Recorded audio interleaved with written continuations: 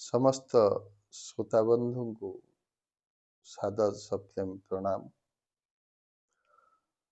ଆଜି ଜୀବନର ଲକ୍ଷ୍ୟ କ'ଣ ତା ଉପରେ ଆମେ ଆଲୋକପାତ କରିବା। ମହର୍ଷି ବ୍ୟାସ ତାଙ୍କର ଗ୍ରନ୍ଥରେ ଉଲ୍ଲେଖ କରିଛନ୍ତି, ଆହାର ନିଦ୍ରା ଭୟମୈଥୁନଂ ଚ ସମାନଂ ମେତତ୍ ପଶୁଭିଃ ନରାଣାଂ। ଜ୍ଞାନ हि তেষাং ଅଧିକଂ ବିଶେଷ ଜ୍ଞାନେନ ହୀନା ପଶୁଭିଃ ସମାନଂ। ମଣିଷ ଆଉ ପଶୁ ମଧ୍ୟରେ ଚାରୋଟି ଜିନିଷ ସମାନ। ଆହାର, ମଣିଷ ଖାଦ୍ୟ ଖାଏ ଏବଂ ପଶୁ ମଧ୍ୟ ଖାଦ୍ୟ ଗ୍ରହଣ କରେ। ନିଦ୍ରା, ମଣିଷ ଶୁଏ, ପଶୁ ମଧ୍ୟ ଶୁଏ। ପଶୁ ଭିତରେ ଭୟ ଅଛି, ମଣିଷ ଭିତରେ ଅନେକ ପ୍ରକାର ଭୟ ଅଛି। ମୈଥୁନ ଅର୍ଥାତ୍ ପଶୁ ବଂଶ ବିସ୍ତାର କରେ, ମଣିଷ ମଧ୍ୟ ବଂଶ ବିସ୍ତାର କରେ। ଏ ଚାରୋଟି ଜିନିଷ ପଶୁ ଆଉ ମଣିଷ ଭିତରେ ସମାନ ଅଛି, କିନ୍ତୁ ଜ୍ଞାନ ହିଁ ତେଷାଂ ଅଧିକଂ ବିଶେଷ। ମହର୍ଷି ବ୍ୟାସ କହୁଛନ୍ତି ଯେ ଜ୍ଞାନ ହିଁ ମଣିଷର ପ୍ରକୃତ ଅଧିକା, ମଣିଷ ପଶୁଠୁ ଅଧିକା ଏଇ ଦୃଷ୍ଟିରୁ ଯେ ତା ଭିତରେ ଜ୍ଞାନ ଅଛି।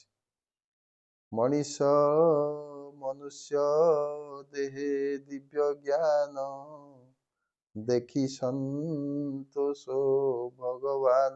ଶ୍ରୀମଦ୍ ଭାଗବତରେ କୁହାଯାଉଛି ଯେ ମନୁଷ୍ୟ ଦେହେ ଦିବ୍ୟ ଜ୍ଞାନ ଅଛି।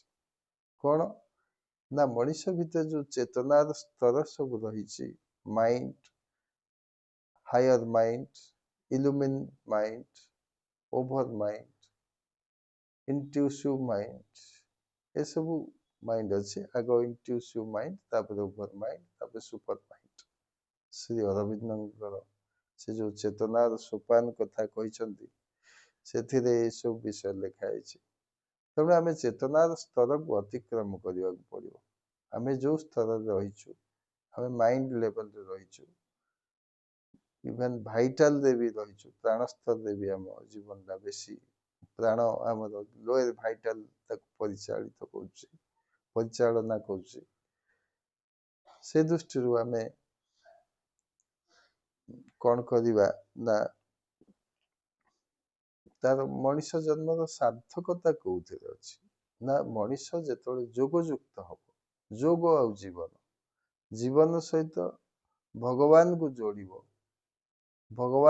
ଯୋଡ଼ିବ, ତା ଡିଭାଇନ କନସିୟସନେସ ସହିତ ସେ ଯେତେବେଳେ ନିଜକୁ ଯୁକ୍ତ କରିବା ପାଇଁ ଚେଷ୍ଟା କରିବ, ସେତେବେଳେ ତା ଜୀବନର ପ୍ରକୃତ ଲକ୍ଷ୍ୟକୁ ସେ ପୂରଣ କରିପାରିବ। ତା ଜୀବନର ସାର୍ଥକତା ବି ଅଛି। ତେଣୁ ଆମକୁ ଏଇଠି କାହିଁକି ଜନ୍ମ ଦିଆଯାଇଛି, ତାର ବିଷୟରେ ମା କହୁଛନ୍ତି, ଶ୍ରୀମା, ଯେ progress of life is not possible without body. A physical body ଆମର ଯୋଉ ଚୈତ୍ୟ ପୁରୁଷ ବା ଆତ୍ମାକୁ ଦିଆଯାଇଛି, ସେ ତାର ଗ୍ରୋଥ ପାଇଁ ଆଉ ଡେଭଲପମେଣ୍ଟ ପାଇଁ। ତେଣୁ ଏ ଶରୀର ଧାରଣ କରିଛି ଜୀବାତ୍ମା, ତାର ଗ୍ରୋଥ ହବ। we are sons of God and must be even as his human portion, we must grow divine. One does not progress outside the terrestrial life. ए पार्थिव जीवन बाहरे, टेरेस्ट्रियल लाइफ बाहरे से तार अग्रगति हुएनि। निश्चित भावे ताकू ए पृथ्वी रे जन्म ग्रहण କରିବାକୁ ପଡ଼ିବ ଏବଂ ସେ ଏ ପୃଥିବୀରୁ ତାର ଚୈତ୍ୟର ବିକାଶ କରି ପୁଣି ସ୍ୱଧାମକୁ ଫେରିଯିବ। Progress is the reason why we are on earth. ଏ ଯୋଉ ପ୍ରୋଗ୍ରେସ ମାନେ soul's progress, the psychic progress. ଚୈତ୍ୟ ସତ୍ତାଟା ଗୋଟେ ମଞ୍ଜି ଭଳିଆ ଅଛି। ମଞ୍ଜିଟା ଯେମିତି ଓଦା ମାଟିରେ ପଡ଼ିଲେ ସେଟା ଗୋଟେ ବୃକ୍ଷରେ ପରିଣତ ହଉଛି, ସେମିତି ଆମର ଏଇ ଯୋଉ ସାଇକିକ ଏଣ୍ଟିଟି ଅଛି, सेटा साइकिक बीइंग रे परिणत हम। आमे समस्ते गोटे गोटे साइकिक एंटिटी, समस्त भितर साइकिक एंटिटी अछि, सत्य उपस्थिति अछि, साइकिक प्रेजेंस अछि, किंतु साइकिक बीइंग रे परिणत हबाटा पई शरीर दरकार। ए मटेरियल वर्ल्ड को हमको सेति पई आसिया पड़िछि। तेणु आमे भगवान सहित युक्त हेबा पई तीनोटी मार्ग भागवत रे व्यासदेव लिखिछन्ति। ताहा होछि ज्ञान भक्ति ज्ञान कर्म घेनी। जीवनर लक्ष्य होछि भगवत प्राप्ति, गॉड रियलाइजेशन। तेणु भक्ति ज्ञान कर्म घेनी एमते जोग मार्ग तीन। भक्ति ज्ञान आ कर्म ए तीनोटी माध्यम रे हमें भगवान सहित युक्त हो पारिबा। तेणु यही भक्ति उपर आमे किछि आलोकपात करिबा। प्रथमे आमे जेतळे सबरी माँ सबरी को से भगवान श्री राम जो नवदा भक्ति कहिथिले सेथिरु किछिटा हमें आलोकपात करिबा। प्रथम भगति संथन कर संगा, द्वितीय भगति मम कथा प्रसंगा। जे प्रथम भक्ति होछि संथन कर संग, संथ कर संग, जे संथ मानक सहित संग कर। ए जीव साधु संग बिनु लभी न पारे मोर तनु। साधु संग बिना केबे ही भगवान को प्राप्ति करिबा असंभव। भगवत प्राप्ति काहेकि जीवन लक्ष्य ना, जीवन दुख जंत्रणा विषाद अज्ञानता एवं जटिल परिस्थिति देखि जीवन टा गति करे। समस्त जीवन रे भय संकट सर्वनाश जीवन सहित जोड़ी होगी थाए। तेणु ये सबुदु रक्षा पाया पई हमको भगवान सहित युक्त हवा को पड़िबो।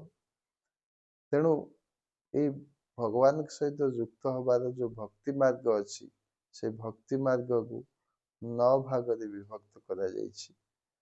सेथिर प्रथम होछि संत मानक संग करिवो।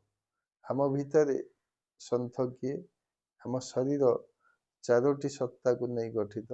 मन सत्ता, साइकिक बीइंग गोटे सत्ता, वाइटल बीइंग गोटे सत्ता, mental being and physical. Mental, physical, vital and psychic, एमती चारोटी सत्ता को लेकिरी हम शरीर गठित। ए भितरे ये जो साइकिक सहित बा चैत्य पुरुषंक सहित हमें जेतବେଳେ युक्त हवा सेतବେଳେ हमें सत्संग रे अछु बोली जानी। एटा सिना निज भितरे सत्संग, ए भीतर सत्संगटा जागृत हवा पई चैत्य सत्ताटा सम्मुख को आसिया पई बाहादु हमको सत्संग आवश्यक। संत मानक सहित संग करिबा आवश्यक। जेमती पद्म फूलटा सूर्य किरण पड़ले से फुटे, सेमती संत संग द्वारा संत मानक आश्रय द्वारा तांकर सानिध्य द्वारा हम मानकु से आमर जीवन कल्याण हुए।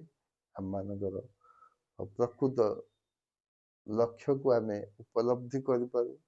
कौन पाई आमे पृथ्वी पृष्ठ को आसीछु केवल यही चारोटी जिनस जो आहार निद्रा भय मैथुन ए द्वारा बांधी की रहिबा को नुह। हमर यथार्थ लक्ष्य उपर आमे सचेतन होई पारिबु जेतळे आमे संत मानक संग करी। तेणु क्षणमिह सज्जन संगति रेखा भवती भवात नवतरणे नौका। आदि शंकराचार्य कहले जे क्षणे मात्र सज्जन संगति कले हम मानकर ए भवसागर तरी जीवार गोटे से माने उपाय बनी जाए। क्षणमिह गोटे क्षण गोटे अति कम समय पर आम जो साधुसंग करूँ तापर आम कह बिनु सतसंग विवेक न होई राम कृपा बिनु सुलभ न सोई। ये कहले संत तुलसीदास जे बिनु सतसंग विवेक न होई राम कृपा बिनु सुलभ न सोई। ये जो सतसंगटा राम कृपा ही आसे राम कृपा बिनु सुलभ न सोई। भगवान कृपा हेले ही हमको सत्संग मिले नहले भी सत्संग मिलवा सहज नुह। तेणु आमे से सत्संग उपरे आमे जहा आलोचना कले जे भगवान को सहित संयुक्त होगा पाई आमको निश्चित भाव सत लोक को अनुसरण करिया पड़िबो। सत्संग जोठे होउची सेठारे उपस्थित रही भगवत कथा श्रवण करिया पड़िबो। तेणु द्वितीय भक्ति होउची द्वितीय भगति मम कथा प्रसंगा भगवान को कथा ही शुणिया पड़िबो। आमे विभिन्न सांसारिक कथा रे मातुचु से कथार किसी मूल्य न थाए सब किसी मूल्य शून्य भगवत कथार मूल्य ही रही। In this world there is one thing that counts. We live for the divine, we act for the divine, we aspire for the divine.